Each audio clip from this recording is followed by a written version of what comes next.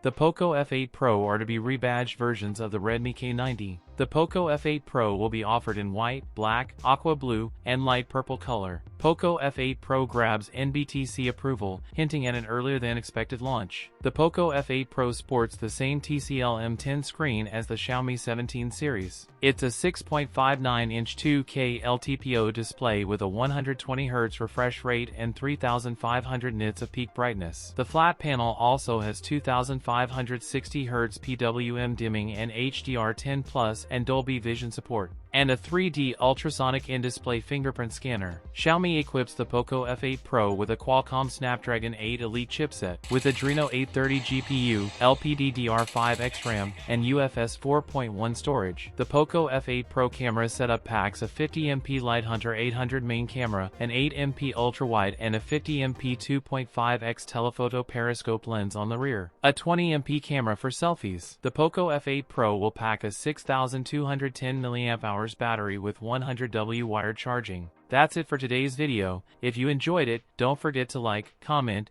and subscribe for more content. Thanks for watching, and I'll see you in the next one.